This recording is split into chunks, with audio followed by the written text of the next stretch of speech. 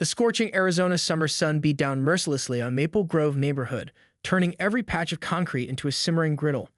Sarah Martinez stood at the edge of her backyard pool, watching her three children, Miguel, 12, Alina, 9, and little Diego, 6, splash and play with the unbridled joy that only summer vacation could bring.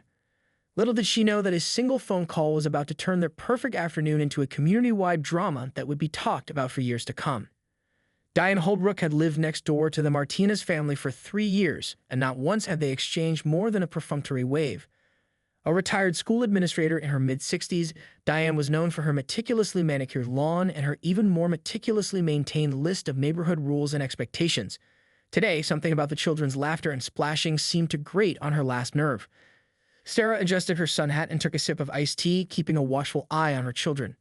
Miguel was teaching Elena how to do a proper cannonball, while Diego paddled around in his bright blue floaties. They were being careful, staying within the marked shallow end and following the pool safety rules Sarah had drilled into them since they could walk. But Diane saw things differently. From behind her lace curtains, she watched the scene with growing agitation.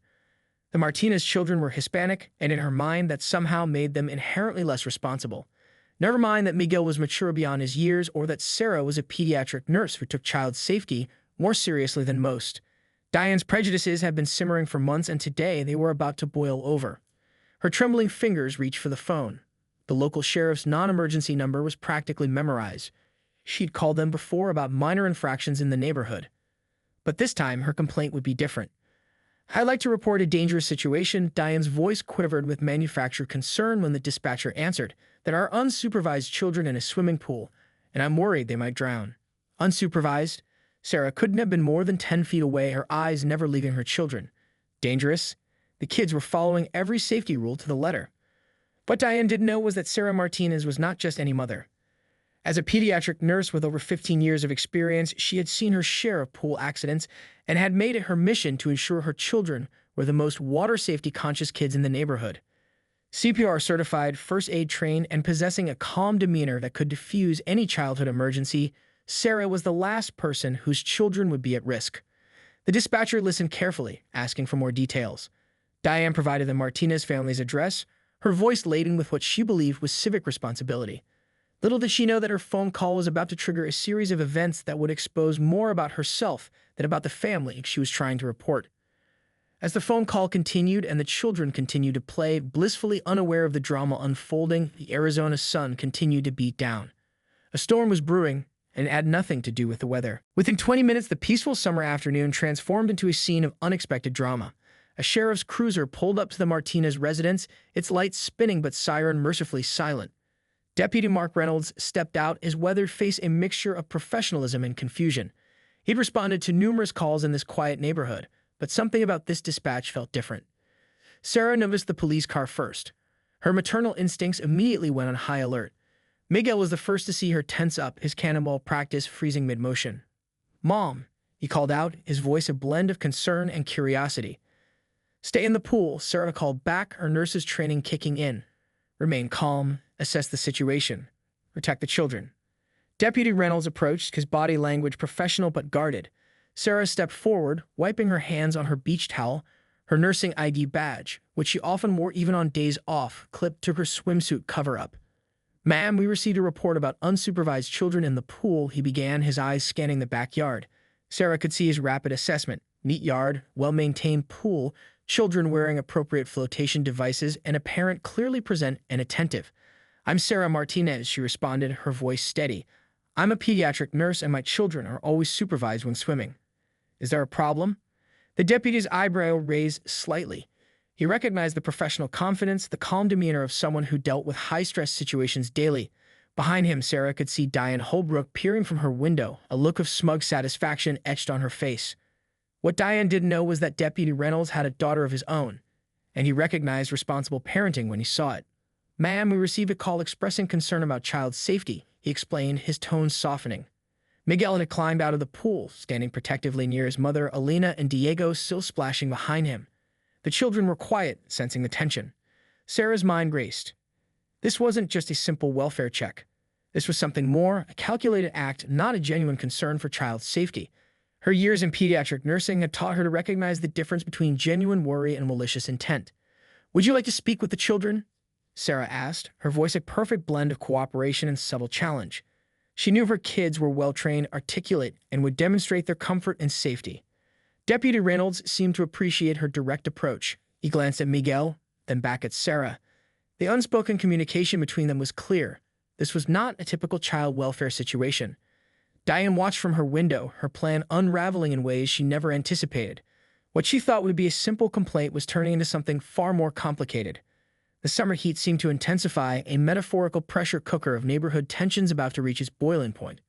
Little did anyone know that this was just the beginning of a confrontation that would expose far more than just a pool party gone wrong. The next few hours would become legendary in the Maple Grove neighborhood, a story that would be whispered about at block parties, discussed in community meetings, and remembered long after the summer heat had faded.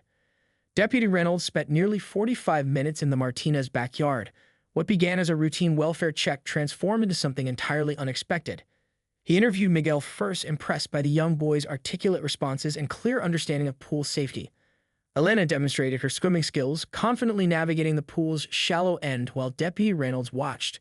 Little Diego, though the youngest, proudly showed off his flotation device and repeated the safety rules his mother had taught him verbatim. Sarah remained calm throughout the entire interaction, her professional demeanor a stark contrast to the growing tension. She knew this was about more than just a pool complaint. This was about something deeper: prejudice, assumptions, community dynamics. What Deputy Reynolds discovered went far beyond a simple welfare check. Sarah's credentials as a pediatric nurse were impeccable. Her children were not just supervised, they were expertly trained in water safety. Miguel had even completed a junior lifeguard training course, a fact that visibly impressed the deputy. Meanwhile, Diane Holbrook's confidence was crumbling. Through her window, she watched as her carefully constructed complaint began to unravel. The deputy's body language told a story she didn't want to hear. Her actions were not being viewed as a concerned neighbor, but as something far more sinister. "Mrs. Martinez," Deputy Reynolds finally said, his notebook now tucked away, "I want to apologize for the disturbance. It's clear your children are not just safe, but exceptionally well prepared around water." Sarah's response was measured, professional. "I appreciate your thoroughness, Deputy. As a nurse, I understand the importance of child safety." But the story was far from over. Unbeknownst to Diane, Deputy Reynolds was more than just a local law enforcement officer. He had a reputation in the community for fairness and for addressing underlying issues that went beyond surface-level complaints. And something about this situation didn't sit right with him. As he prepared to leave, he took a moment to speak directly to Diane, who was now awkwardly standing in her front yard, her earlier bravado completely deflated. "Ma'am," he called out, his voice carrying a weight of professional courtesy mixed with clear disapproval, "false reports are a serious matter. Repeatedly filing unfounded complaints can be considered harassment." The words hung in the air like a thunderclap. Miguel watched from the pool, his arms crossed, a mixture of anger and vindication in his eyes. Elena clung close to her mother, while Diego splashed, blissfully unaware of the adult drama unfolding around him. Sarah Martinez knew this was about more than just a pool. This was about challenging stereotypes, about proving that competent parenting knows no racial boundaries. Her children, her beautiful, smart, well-trained children, had become the unexpected heroes of their own story. As the sheriff's cruiser pulled away, the neighborhood seemed to hold its breath. Something had changed. A line had been drawn, and Diane Holbrook was about to learn that prejudice has consequences. The aftermath of Deputy Reynolds' visit reverberated through Maple Grove like a slow-moving earthquake. Diane Holbrook had miscalculated dramatically, and the community was about to make that painfully clear. Within days, word spread about the incident. Sarah's colleagues at the pediatric hospital heard the story first. As a respected nurse with nearly 2 decades of experience, she was well-known and deeply respected. Her fellow healthcare workers were outraged. Dr. Elena Rodriguez, the head of pediatric services, was particularly incensed. "This isn't just about a pool," Dr. Rodriguez told the hospital administrator. "This is about systematic harassment and racial profiling." The local community center, where Sarah volunteered teaching CPR and water safety courses, rallied around her. Miguel's junior lifeguard instructor spoke up about his exceptional skills and responsibility. Parents who had taken Sarah's safety classes shared their experiences, painting a picture of a dedicated professional who went above and beyond for community safety. Diane Holbrook found herself increasingly isolated. Neighbors who had once nodded politely now avoided eye contact.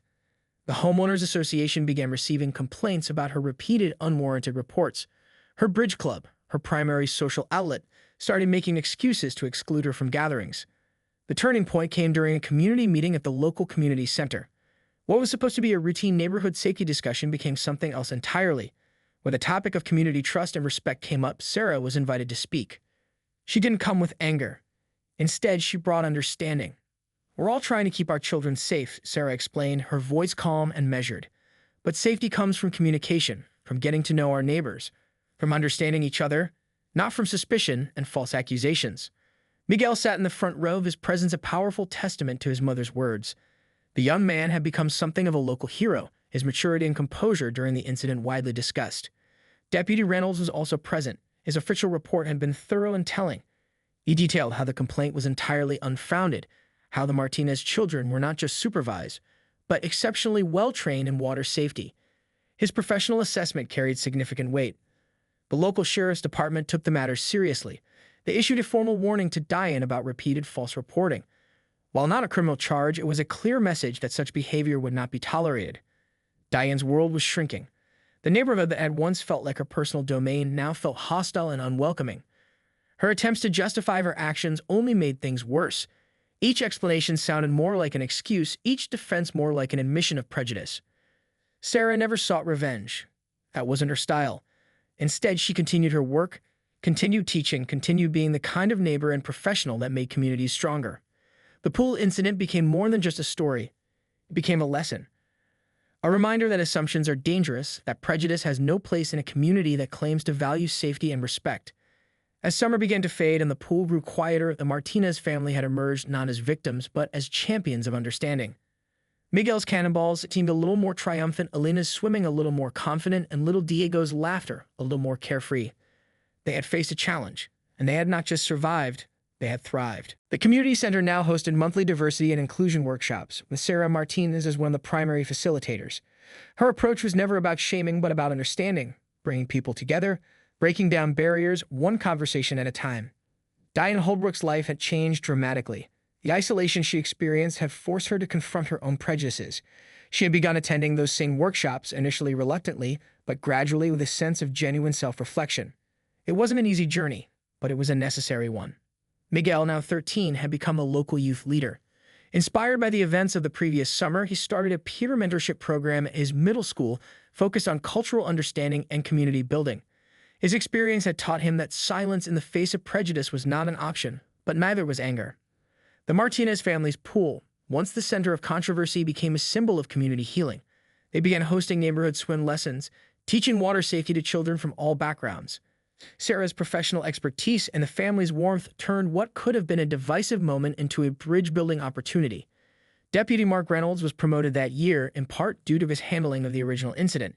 His report had become a case study in community-oriented policing, demonstrating how law enforcement could be a force for understanding rather than division. During one of the community workshops, an unexpected moment of reconciliation occurred. Diane approached Sarah after a session, her hands trembling slightly. "I was wrong," she said, her voice barely above a whisper. Not just about that day by the pool, but about so many things. Sarah's response was characteristic of her, compassionate and forward-looking. "We're all learning," she replied. "What matters is that we keep learning." The Martinez children watched this interaction with a mixture of curiosity and pride. They had witnessed firsthand how prejudice could be confronted not with anger, but with dignity, education, and unwavering self-respect. Elena, now 10, summed it up best during a family dinner. "It's like you always say, Mom," she told Sarah. "Sometimes the biggest pools we swim in are the ones in people's hearts." As summer approached again, the neighborhood pool became more than just a place to cool off. It was a metaphor, a shared space where differences could be celebrated, where understanding could run deeper than water, where community meant something real. The story that began with a phone call had become something much larger. It was no longer about one family, one neighbor, or one summer day. It was about the possibility of change, the power of empathy, and the understanding that true safety comes from connection, not separation. Miguel's cannonballs still made the biggest splash, but now everyone was swimming together.